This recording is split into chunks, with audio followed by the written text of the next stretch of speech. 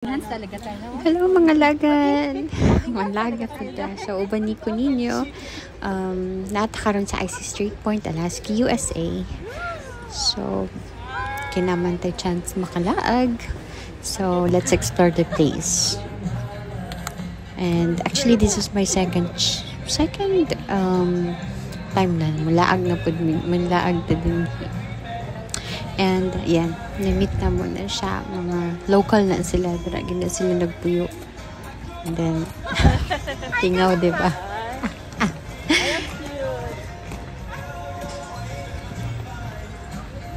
The table. Wow! Ito sa'yo to.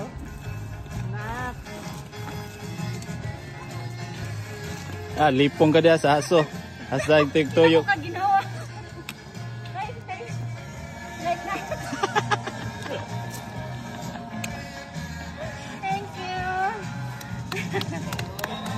O, diba? Thank you, Grandpa, sa sayaw na, sa sayaw. O, diba? Ganahan ka. Unya, kay ka na nagsugod-sugod na may baktas kay nita may place na pwede naman malaglagan. And then, kana siya nakita niyo na siya ang kani siya nga statue. Dula na siya sa ship. So, gibaktas ra na namo. And, tingaw gyud siya na adlaw kay kanang wala siya nag-ulan, though cloudy siya gamay, pero wala gyud na nag-ulan ana na time. And na may chance na maka-explore sa place, ma-enjoy na mo ang lugar. Diba? Artista lang, girl. Sige. Kani siya diri dapita. Daghan na din na mga souvenirs. Actually, souvenir shop na siya. And medyo taas-taas na siya. Imuha lang ng straighton din na. Daghan na siya. Paligyan din na makita niyo siya gawa. So, balik na po dahil siya nga video. Kumana naman eh. Pero diba, nice kay. Kung magstay ka din ha. O diba, yahay kay mong paminaw. Atubang rakas dagat. Zay. Diba. Marajag tagiya.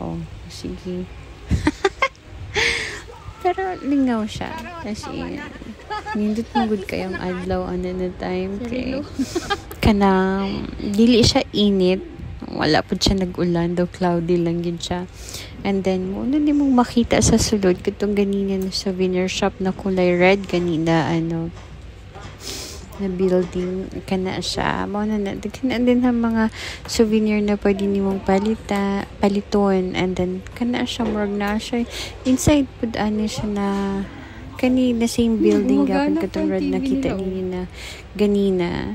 Na din ang mga kanang murag history from kung unsa nila pag-process sa salmon, kung unsa nila pag-process na to paghimo atong sardines. Murag ang history kung how they started to do it. And then siya taas-taas pa na siya. Actually kani siya na park. Nana siya sa likod na sa kanang medyo murag likod na siya na park sa kaning building. Nya daghan kag mga kanang mga luma gud nila na mga stuff na appreciate yun ni mo na ilahang life before and how they started processing and making sardines with salmon.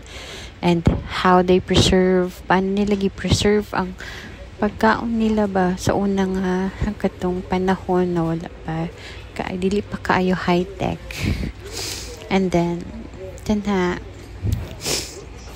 kani siya makita ni mo diba daghan siya mga old na stuff na gi-display nila din ha.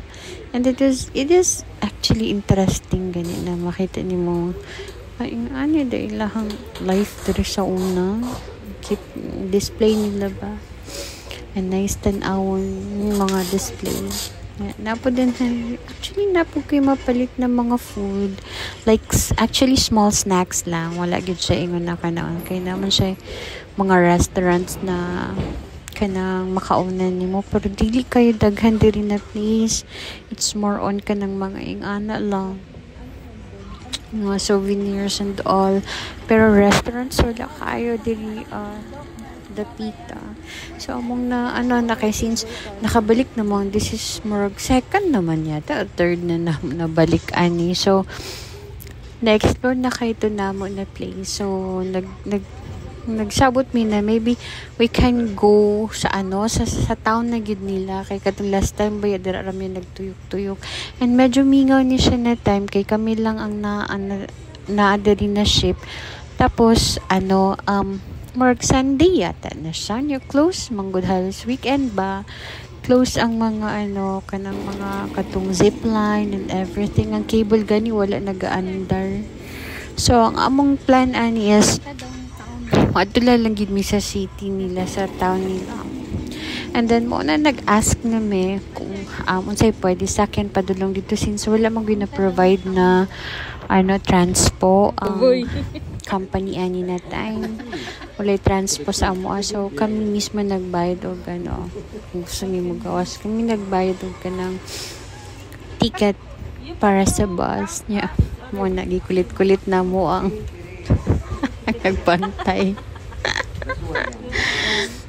Ganahan ka kay buang-buangon mong pud siya. Diba? Sige. Tama din na iyahang pagkuan, ihap. Sige na may pangata. But anyways, nakapalit na mi nag-ticket, and actually kani siya sa kanang likod lang na booth kung asa mi nagbayad. Dara lang pug kamusakay.